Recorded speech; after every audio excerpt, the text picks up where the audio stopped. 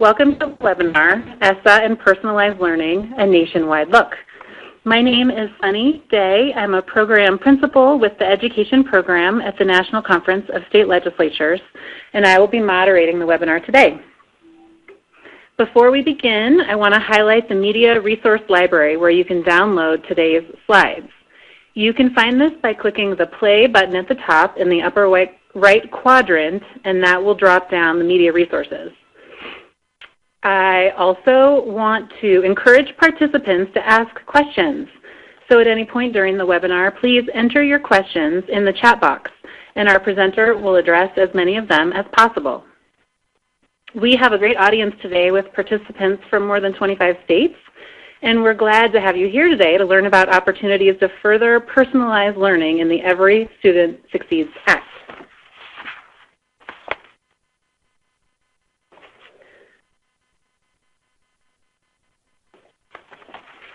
Today's webinar is sponsored by the NCSL Student-Centered Learning Commission, a bipartisan group of state legislators studying legislative policy options, obstacles, and recommendations to help state legislators move forward with systems that support student-centered learning opportunities.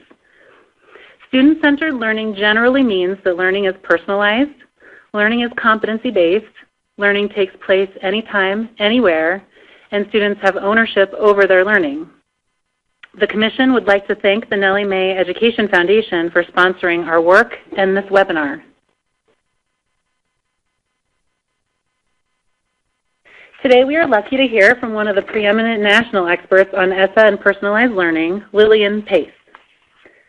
As KnowledgeWorks Senior Director of National Policy, Lillian Pace works with federal policymakers to create flexible policy environments that support personalized learning at scale.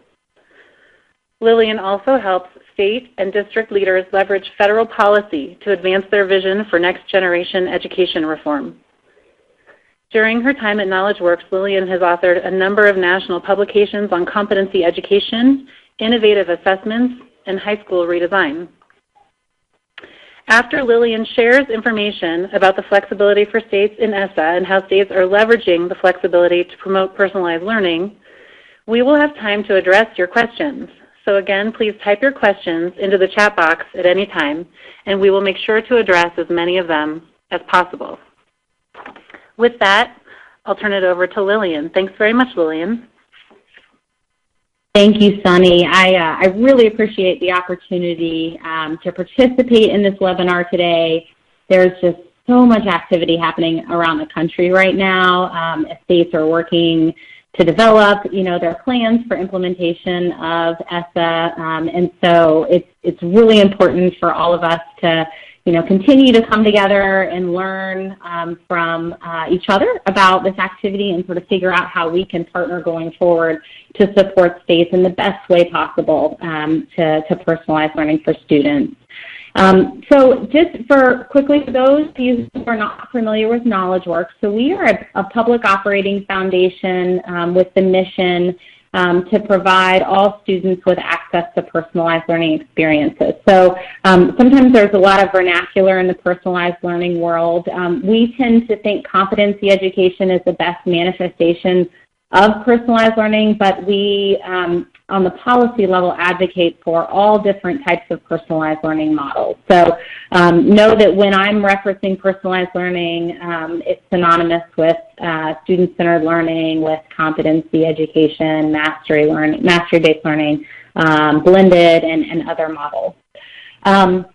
There's obviously a tremendous amount that we could have covered on this topic that would have taken us days and days, and so I did want to start off by sharing with you KnowledgeWorks ESSA resources.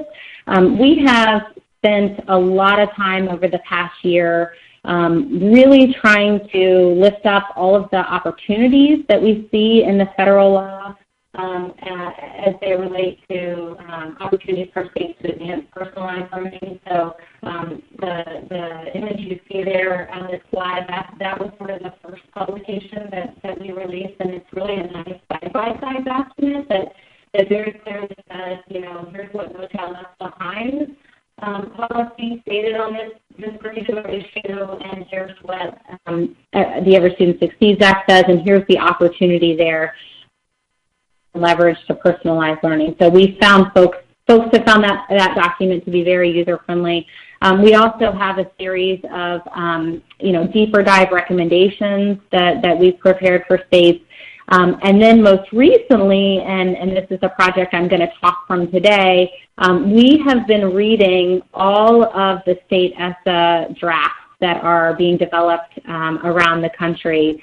And we are pulling from those drafts all of the promising policy ideas that we see that states are coming up with to advance personalized learning experiences for students. And we're posting that on an interactive digital map so that all of us as advocates, policymakers, staff, we can all take a look at that information and get a sense of the direction that states are really starting to trend in light of this opportunity with ESSA.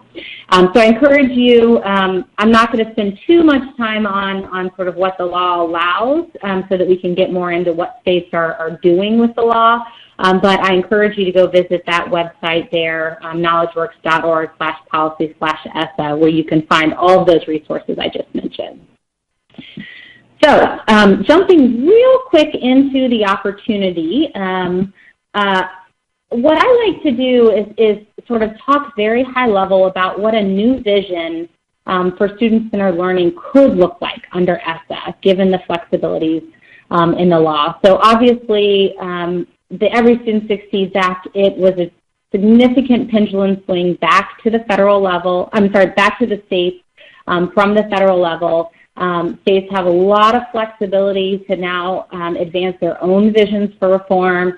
And in that, we really could see a system, where accountability is very much based on, multiple measures of student and school performance, where the emphasis is on the improvement of all students as opposed to, what we saw all too often during the No Child Left Behind era, where there was sort of this unintended incentive to focus on what was commonly called the bubble students, right? The students who were either right below or right above proficiency. And that's where the teachers focused a lot of their efforts because they needed to make sure they got as many of those bubble kids scoring proficient on the state test by the end of the year. We now can see accountability systems that emphasize improvement of all students and you receive credit for all of those students. So that's a really positive change when you think about building student-centered systems. School improvement, so there's a tremendous amount of flexibility. No longer is the federal government prescribing 4 models for turnaround. Instead, really encouraging local districts to get involved and identify their own visions for reform. States have flexibility to build their own turnaround model if they wish and to direct school improvement resources to prioritize different evidence-based activities. So a lot of opportunity there to think about school improvement in a different way, a way where we're talking about the continuous improvement of all schools, and we're really trying to foster that deep local ownership for school reform that we know is so important to sustaining results. Assessment, so again, instead of sort of this punitive, one-size-fits-all, end-of-year, multiple-choice assessment system that we really saw emerge during the No Child Left Behind era, now we have a lot of flexibility under the law for states to design more balanced systems of assessment, and that those assessments are really meant to be of and for learning, right? So not just an assessment of learning, but how is it going to encourage learning as a result of the information that stakeholders receive from those assessments. Also an opportunity to pilot innovative assessment models, right? So for states to begin to really do some of the hard work to build, competency-based assessment systems. Excellent educators. So the law did away with the highly qualified teacher requirement, which really opens the door for states to have new conversations about what it means to have a workforce of educators that are prepared to teach in student-centered learning environments. What does that mean for certification? What new roles do we need to recognize? And how do we support those educators once they're in the buildings? How do we provide personalized professional development that they can access anytime, anywhere? And so I think we're seeing, a lot of great opportunity for states to think differently about preparing their educator and leader workforce. And finally, supporting students. Tremendous amount of emphasis and opportunity for states to think about how to expand access to personalized learning models, how to give students different pathway opportunities and experiences for demonstrating mastery. And we'll see when we get into some of the state examples. This has been the area where we really have seen a tremendous amount of interest across almost all 50 states on really expanding pathway opportunities for students. So a quick sort of snapshot of the current status of ESSA state plans. So there were 2 submission windows for states to develop their implementation plan to submit to the U.S. Department of Education. The first has long since passed, and there were 16 states in the District of Columbia who submitted. Those states are either in green or now they've moved to blue if the U.S. Department of Education has approved them. And actually, since I created this slide, Connecticut and Louisiana were just approved by the department, so I really should have 2 more blue states up there. So we're beginning to see the department entering into the approval stage, and states are getting sort of the stamp that they're ready to go. The yellow states are the states that currently have public drafts out, where they have gone through public comment processes and shared, either have shared or in the process of sharing their plans with the governor's office as required by law. And they're really in sort of the final stages of wrapping up those drafts for submission on September 18th. The one state that's white there is Kentucky. It's the last state that has not released a draft yet, but just had an exchange with that state today, and I understand they're prepared to release this afternoon. So really exciting news that we're at a place where we will now have, visions from sort of all 50 states as to what direction they want to move under this new law. Great. Okay, so moving into the bulk of what we really wanted to focus on in this webinar today, what are the trends that we are seeing as we are reading across all 50 plans? And what I will say is it's not just 50 plans, because fortunately every state seems determined to be, really, have this really iterative process with their communities, which is so wonderful. And oftentimes we found that states are releasing 3 and 4 drafts, so it's been more work than we ever anticipated taking on. But it's been really eye-opening. And so what we are sort of doing is we're tracking across, the different areas, accountability, school improvement, excellent educators, assessment, and supporting students to get a sense of what states are beginning to put forth in those areas to advance personalized learning. So I'm going to walk us through those high-level areas now, and certainly encourage you, if you have any questions, to include those in the chat box. I told Sunny to interrupt me and want to make sure that this is as useful for you as it is for me. So on accountability, what we are beginning to see is we are really, obviously as states are beginning to draft their multiple measure accountability systems, we are seeing, no surprise, a significant shift towards a more emphasis on growth and really great community conversations around the country about what indicators are going to be most meaningful to measure student success. So wonderful conversations happening around accountability. Some areas that I want to flag for you that have been particularly exciting for us to see. So one is the rise of interest in what we call academic proficiency indices. So again, going back to that notion of the bubble kids, where, under No Child Left Behind, there was sort of this incentive that accountability systems created to focus just on those students who are just below or just above proficiency. some states are now saying we actually want to look at where every single student falls along the proficiency spectrum, and then we're going to give partial credit for students that are below proficiency, and we're going to give extra credit for those that are above proficiency. And what that does is it creates an incentive to move every single student to their next level along the spectrum. So for those that aren't quite there, to keep moving forward. For those that are there, to push on and become above proficient. So that's been a really encouraging trend that we think is really going to improve the student-centered outcomes in states. Secondly, 2/3 of states, I would say, are looking to incorporate extended year graduation rates into their system.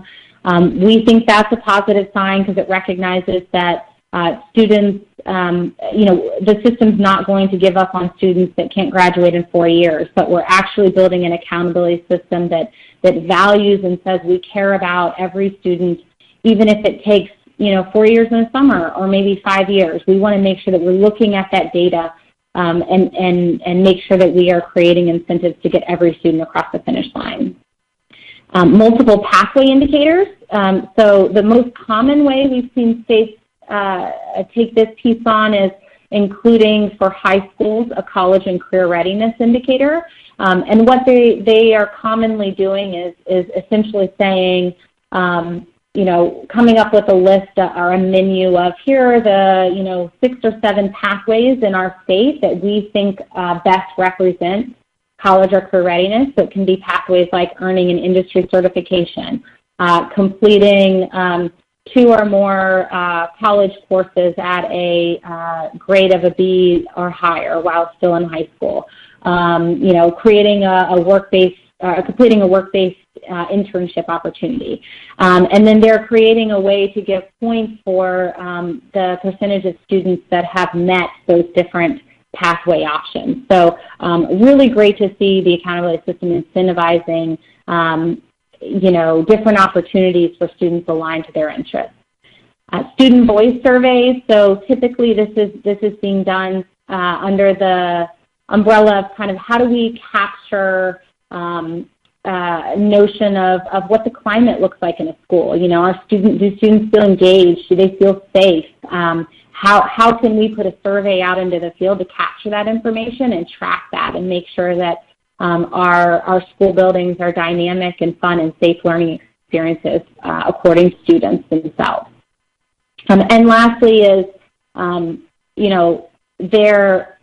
there has been an incredible interest in social emotional learning indicators across the country, surfaced during the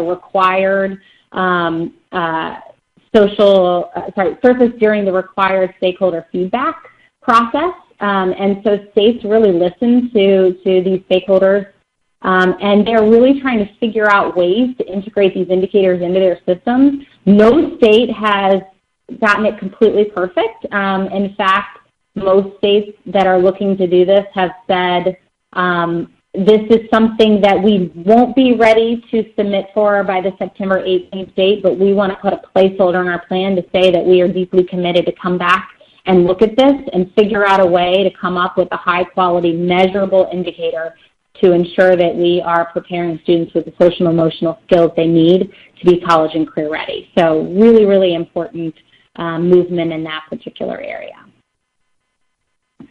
Okay, so school improvement.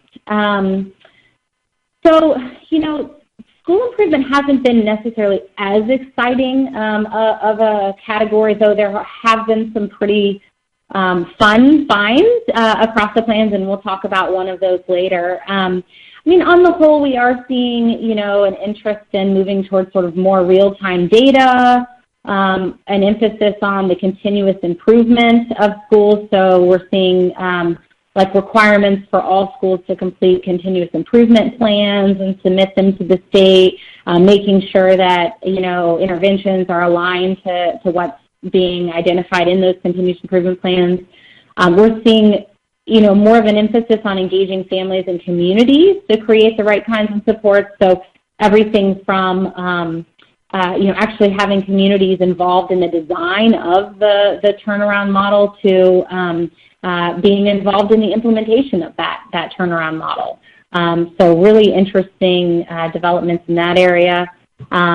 Lots of continued interest in this idea that schools need more autonomy and flexibility to really innovate and do something different to support their students, not necessarily to bog them down with more bureaucracy. So how do we provide these schools with the supports they need to be autonomous and really think outside the box for students?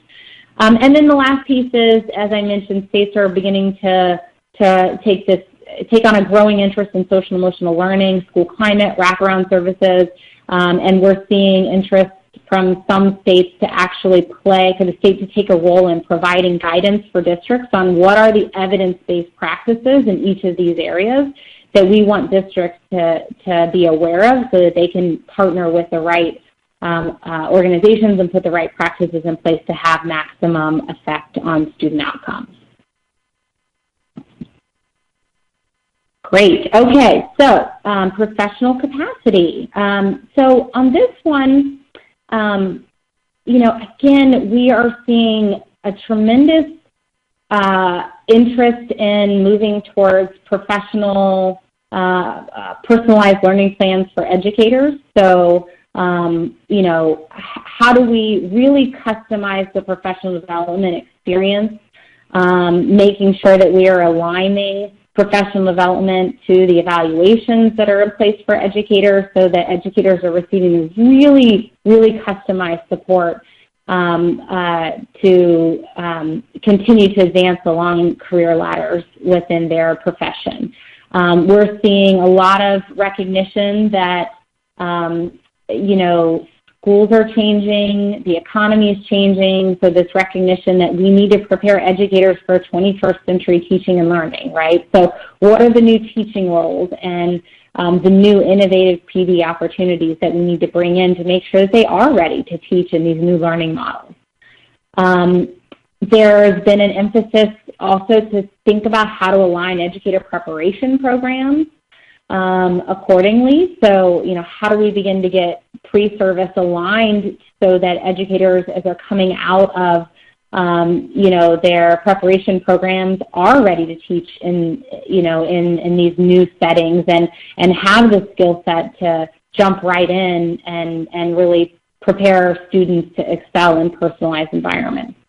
And then the last I'll mention is, we are seeing growing recognition that there needs to be more flexibility around certification and what are the different pathways that states can put in place to attract educators from all different industries, walks of life, so that, you can really recruit top talent into the schools and address some of the incoming teacher shortages that are very much becoming a reality across the country.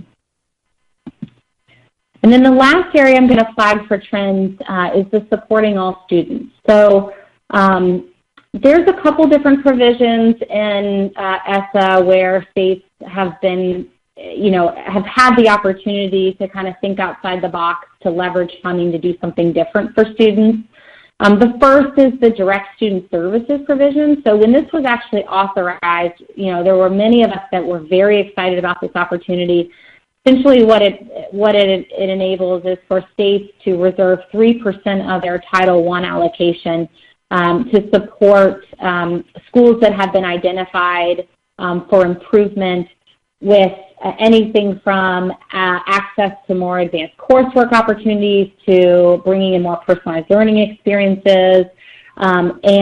Unfortunately, I think, if I remember correctly, there's only 2 states that have indicated that they will take this reservation. So, there's a couple states that are definitely looking at that. I think most states were concerned that it would reduce the allocation for districts, and they were nervous about doing so in a climate where everyone's a little bit nervous about where education funding is going to come from. The other one is there's a new Title IV block grant that essentially consolidated a lot of programs that existed under No Child Left Behind into one very large block grant program. And that has sort of been recast as a new opportunity to support expanding opportunities to advance coursework and personalized learning and safe and healthy schools and technology. And so we are seeing states, coming up with some interesting ideas on how they'll leverage that money. I will say that Congress did not appropriate what we had hoped for that program in sort of year one. So it was only funded at $400 million of the $1.6 billion authorization. And so because it was funded at such a low level, states have the opportunity to run it as a competitive grant this year. So, we might see some states jump at that opportunity, or we might see them wait to see how that shakes out and just distribute that by formula to districts. So some of the areas we're seeing states emphasize are, well-rounded education. So how do we expand, interest, student access to things like the arts and history, PE, STEM, school libraries, any of those sort of areas that we know are so critical to ensuring students graduate with a well. We are also seeing a very, very significant number of states moving towards creating and implementing social and emotional learning standards and competencies. So, this growing recognition that in addition to the academic knowledge, social and emotional competencies are absolutely critical to success in college and career. And so how do we approach that from a standards conversation so that we can begin to align those statewide? So I think that's going to be a really encouraging development. And then the last area, obviously, leveraging technology to personalize instruction. So how do we provide the right training to make sure that our educators have the skills they need to really maximize the impact of technology in the classroom? So lots of really, really great uptake on the supporting all students sections of the ESSA plan. So with that, I wanted to move into highlighting a couple sort of bright spots or case studies that we're seeing across states in these areas. Again, I encourage you, if you have any questions, I know I'm going through a lot of material, please feel free to throw it in the chat box, and we can interrupt and take a pause. And otherwise, I think we'll have some time at the end as well to dig into any sort of final questions. So with that, I am going to start with Tennessee. I was very, very hesitant to start with Tennessee, not because they're not doing phenomenal work, they are, but because they get the award for the absolute most complicated accountability system possible in their state plan. It's a doozy, so if anyone is interested in digging into that, I encourage you to give yourself a lot of time to do so. But what the state is really, really trying to do, so over the past couple of years, they've gone on this sort of learning journey as a state where they create a personalized learning task force, and they've been really intentional about thinking, how do we redesign our system to support the improvement and success of all students, and particularly to close the achievement gap that they see there in their state. And so they've thought about this in a couple ways as it comes to accountability. The first is they have what is very unique from what we've seen with other states is they have this theory of action that the state is supposed to monitor districts, and then the districts are supposed to monitor schools. So what they have created is actually a district accountability framework and a school accountability framework. And so it really does a nice job of kind of setting up, this sort of shared responsibility in the system. Everybody has a role in making sure that the system operates effectively, that students are, receiving all the supports they need to excel. And so I thought that was a really interesting way to look at things. They have a couple of focus areas. So again, I talked about sort of this notion of awarding partial credit for improving but not meeting targets. So how do we begin to create a more positive system where we are rewarding positive movement? and not just kind of having this, very black and white system where if you don't meet it, you're labeled as sort of a failing school. They also like to recognize the high-achieving districts and schools as a way to continually sort of lift up the positive things that are happening around the state. And then this is the piece that I think is most interesting and that I want to get into here on the slide. Is they include multiple pathways for performance on each indicator.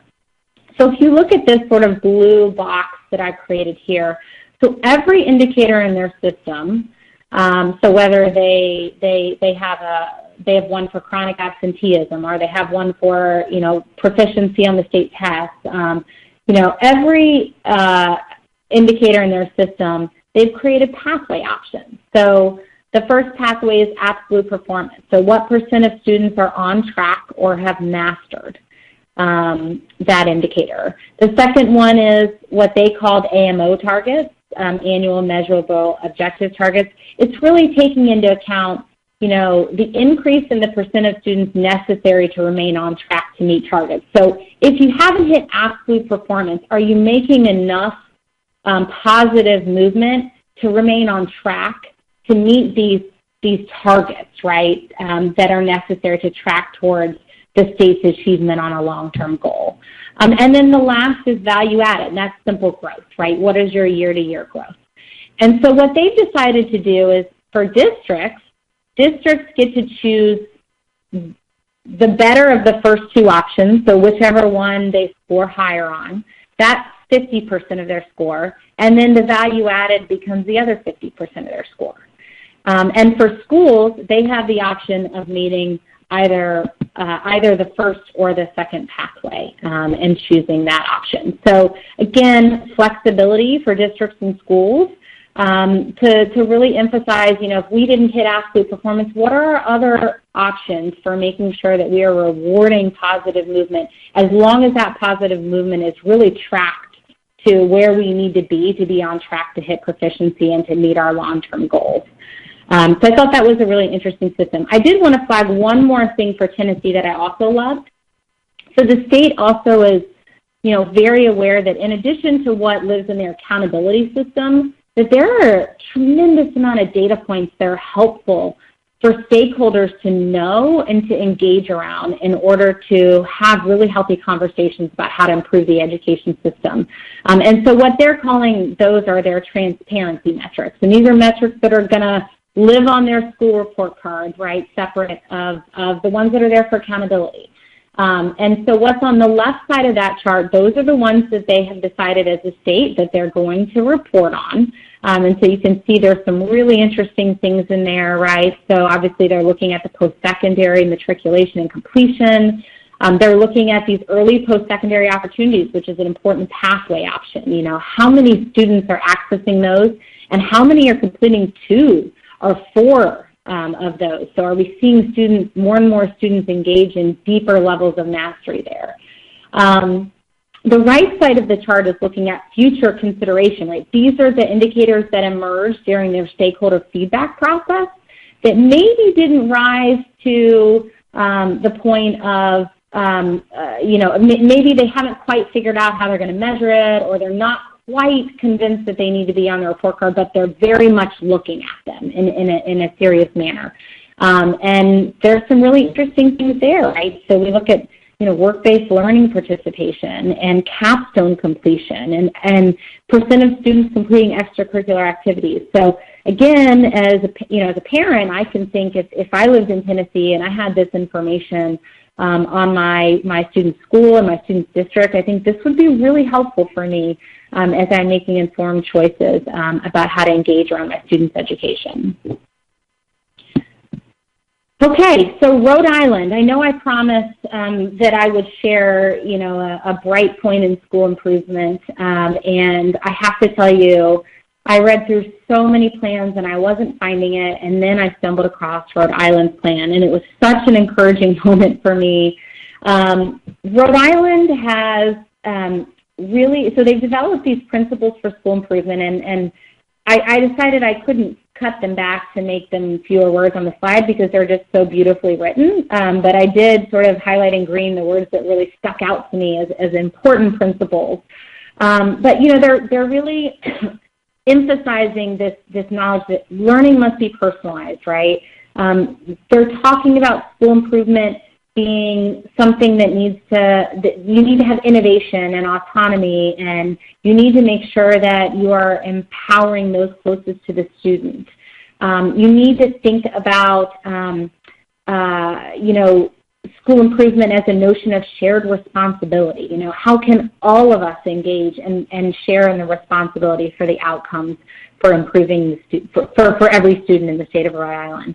And then, you know, this last piece, and this is so true and so to the heart of what they're proposing to do, is how can we authentically engage communities and families in the school improvement process in Rhode Island? And so here's what they've come up with. So they've decided that, you know, any district in their state that has a school that's identified as in need of comprehensive support and improvement, which are sort of the lowest performing 5% of schools in the state, those schools will have to assemble a community advisory board to actually completely just redesign the school. I mean, they're going to pull all the community members around a table and they're going to figure out how to redesign the school. This is their way to give those stakeholders a true seat at the table, to provide feedback, to engage throughout both the design and the implementation process. So, you know, the state was very clear to say that, you know, these districts can create direct roles for these community stakeholders to play within the school improvement process. And I just love that, because you think of so much of the criticisms you hear of turnaround efforts and school reform efforts around the country that nothing sustains, and that's because the community hasn't been deeply involved and hasn't owned the process. So I'm really excited to see where Rhode Island is going to go with this particular idea.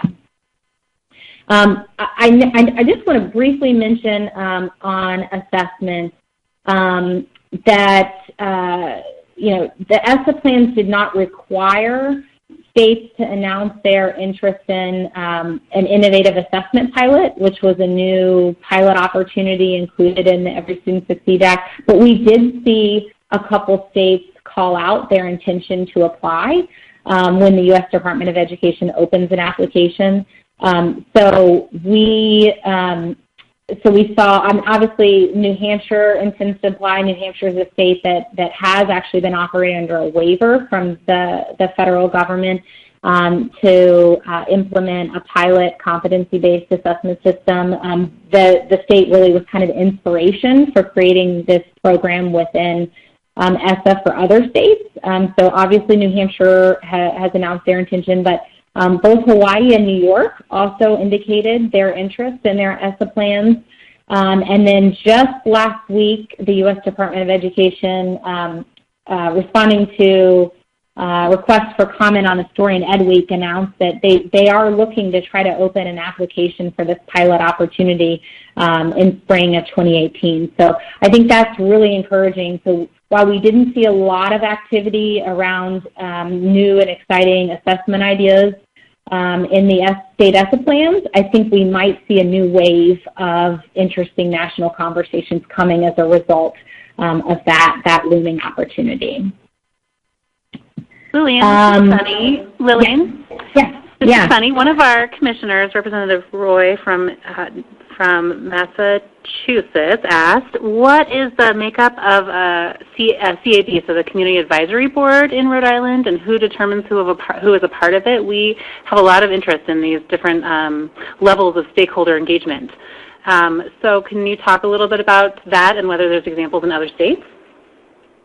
Yeah, I mean, so I will say, and I'd have to go back and read the exact language again in the plan. Some of the stuff gets muddled because you read so many.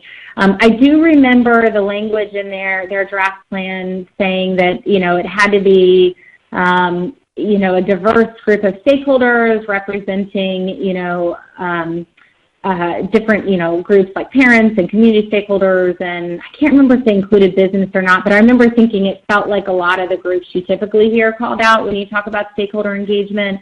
And as far as who determines, who's going to be a part of it, it's up to the district to assemble that team. So, I think there's a really important question for the state of Rhode Island there is, how are they going to, partner with their districts to make sure that they do a really, really good and thoughtful, high-quality job of convening, a diverse set of stakeholders, so you bring, new voices into the conversation, and it doesn't end up kind of being some of the same voices that you always hear. Okay, thanks. I'll also say there's one other state that might be worth looking at, New York. They are proposing for their lowest performing schools what's called a participatory budgeting process. So they're essentially going to turn it back to the parents. And I can't remember if there's the community members also, but definitely the parents to actually decide how the money is going to be spent for the school improvement efforts in that school. So really localizing the conversation there about how to turn around a school. I think that'll be an interesting sort of case study to monitor. Great. Yeah, and if anybody's on the phone who has more context on Rhode Island, please chime in or include it in the chat box. And that's one of the fun parts of, all of us being on and learning from each other. And, we're all sort of either reading different plans or talking to different people. And so, please share any other ideas that you might have that you can point folks to there.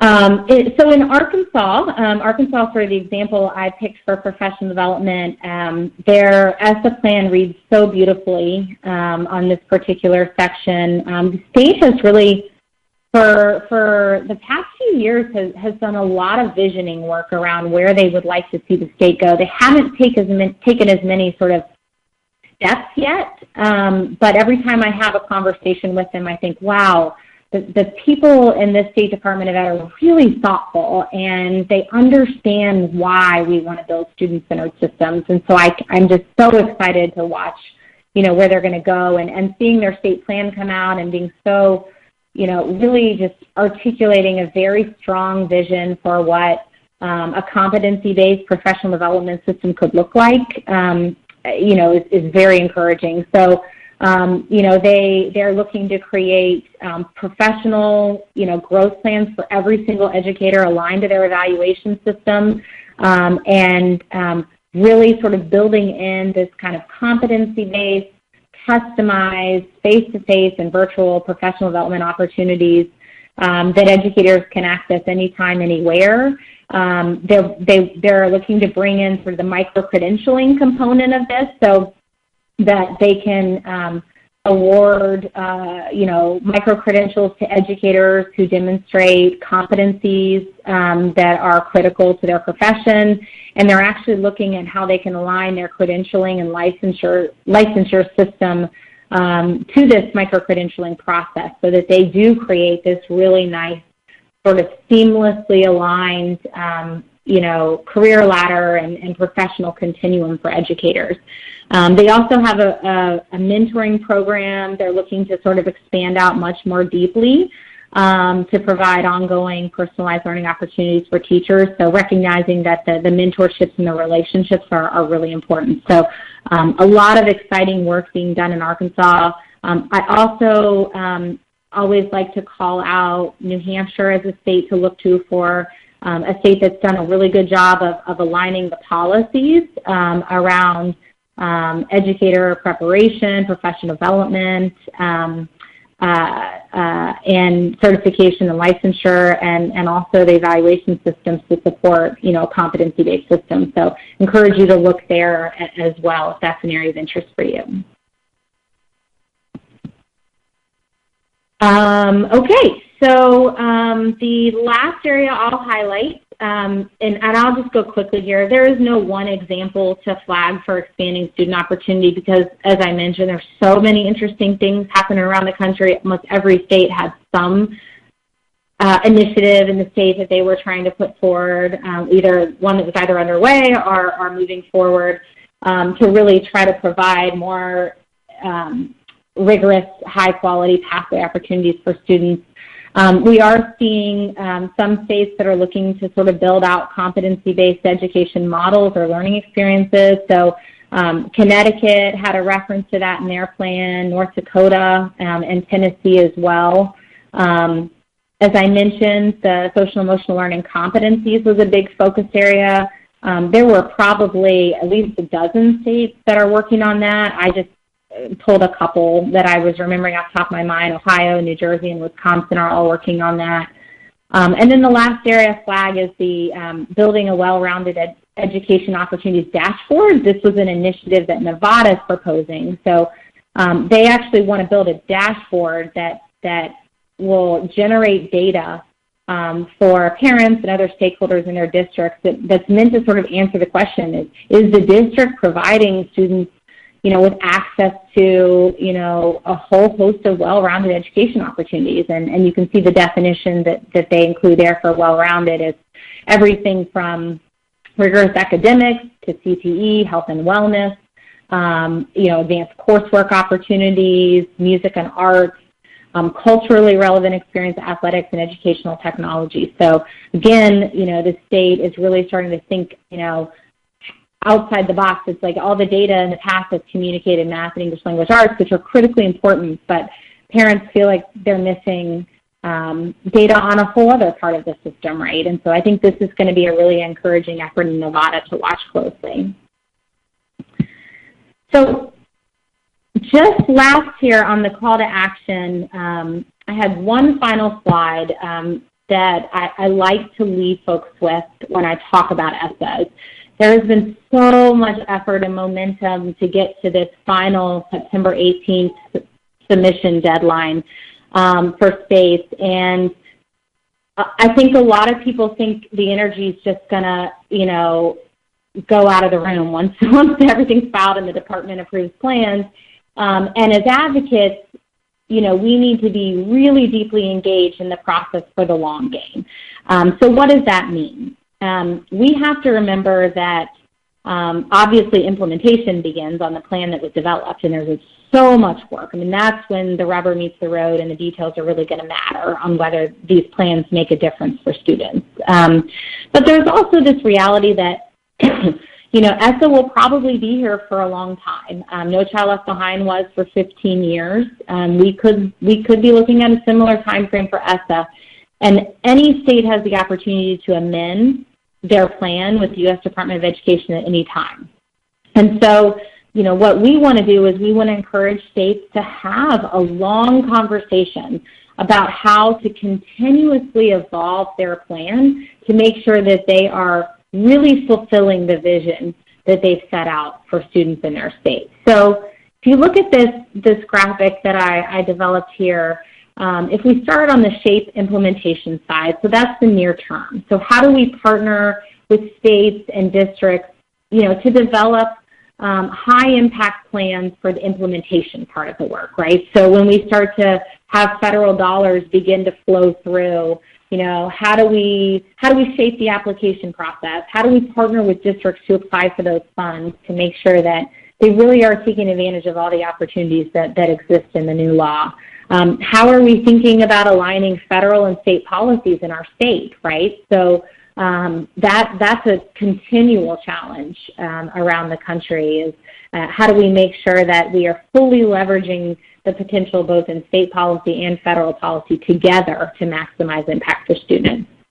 Then we go down to the sort of revisit and refine vision section. So how do we, as a state, sit down and revisit our vision and say, is this still the right vision for us? Do we need to refine it even further? And how can we further leverage ESSA to advance that? Are there things maybe we didn't quite take advantage of that we have an opportunity to do? So for example, as I mentioned, some states said we do want to look at adding a social emotional learning indicator to our accountability system. Haven't quite figured out how to do that, but we might be ready to in the near future. So what is our plan to do that and partner with the U.S. Department of Education to make those changes? Or as I mentioned, the innovative assessment pilot. How can our state begin to prepare a path to apply for that opportunity, given that we see assessment being so integral to the success of our state's vision. So those are important questions that states are going to need to look at. The third area, so then if we decide we need to make changes to our vision or refine our vision or look at a new steps on ESSA, so how do we then convene diverse stakeholders and develop a policy strategy for executing on that vision? So almost the 2.0 for all of the stakeholder engagement process that has happened over the last year as states have developed their current plans. And finally, writing and submitting, right, that revised plan and getting that into the department for approval. So I'm not trying to give anybody heartburn with this and suggest that we're going to go rewrite ESSA plans next year. Certainly, I think, there's not a lot of energy for that, but I do think it's important to remember that this is a constant evolution, and as advocates, we always need to be thinking about how to continuously improve our policy efforts. So with that, I am going to stop here and see if there are any sort of last questions. I know there's a few that popped in the chat box here, so I'll take a look at those. Thanks, Lillian. This has been just a wealth of information, and I greatly appreciate the deep thinking you've put into looking at the plans and pulling out the pieces that would be of most interest to the Commission. It's fantastic. I have a question from Commissioner Santos from Washington State about efforts to align teacher preparation programs. So are there promising examples of states in the plans that are aligning teacher prep programs to higher level personalized learning expectations and kind of what we want for our kids in this new environment? Yeah, so on that one, I would, as I mentioned earlier, I would definitely encourage you to look at New Hampshire. They actually have, state regulations on the books that require their teacher preparation programs to be competency-based. And I think as a result of those regulations, as a state, they've begun to make some really important transitions to align, preparation to what's happening, in districts around the country as the state transitions to a competency-based state. So that's probably the best example from a policy standpoint. I think that we haven't seen as much here as we had hoped, to be completely honest. I think that there's been a light mention here or there, but there haven't been huge efforts that are emerging as new and promising, that we've seen, in other states that are similar to what we've seen happen in New Hampshire. And so presumably the New Hampshire requirements have caused some of their teacher prep programs to adjust, and maybe it's a good place to look. Okay, super, thanks. I don't see additional questions, Lillian, and but I will just wait one more second here, just in case we have any last-minute questions. I want to once again draw everyone's attention to your ability both to download the slides from the Media Resources Library up in the right quadrant there on the play button, and also to let everyone know that the slides as well as the presentation will be available on the same page that you registered within about a week. So you'll be able to click there and review the presentation as well as the slide deck. So a follow-up question, is CAEP involved in any efforts to align teacher prep programs through the credentialing process that you're aware of, Lillian? I'm going to be honest, I'm not sure what CAEP stands for, so I'm probably not the best person to answer that question. Fair enough. The Council for Accreditation of Educator Preparation. Sorry about that. Got it. So you can tell that I am like solely in the K-12 space, and so even though teacher preparation is an important part of that, it's not an area of expertise for me, so I would not know the answer to that. But I would, if anybody else on the line does, feel free to type that in. But certainly encourage you to reach out to your peers in New Hampshire for that. Yeah. And we'll reach out to CAEP too. Does that sound like a good plan? see what they are working on. I'm sure they have a perspective on all of this as well. So, great. I think we'll go ahead and wrap up the webinar. Lillian, again, just such a wealth of information here. I just would remind legislators and legislative staff on the phone that legislators have a role in supporting, obviously implementation of these pieces, but also next steps and thinking about the ESSA plans even beyond their first approval. So there are opportunities to revisit and build, and the Commission is working on helping state legislators understand what some of those opportunities are. So please keep an eye also on the Commission's work as we continue to meet with experts from around the country. So again, thank you so much, Lillian. And thanks again also to the Nellie Mae Education Foundation and to our sponsor, the NCSL Student-Centered Learning Commission. Thanks so much for joining us today. We encourage you to stay connected and get in touch if we can be of assistance to you. Here is a web page where an archived version of this webinar will be available shortly. You can learn more about NCSL Student-Centered Learning Commission, including all of the conversations that we've had, the readings that we've had, and there's access to the PowerPoints that we've used over our last couple of meetings with the national speakers. And you're welcome to contact me at any time with any questions about competency-based education, personalized learning, and kind of anywhere, anytime education technology questions. And so with that, we thank you again. And this webinar is concluded. Thanks so much, everyone.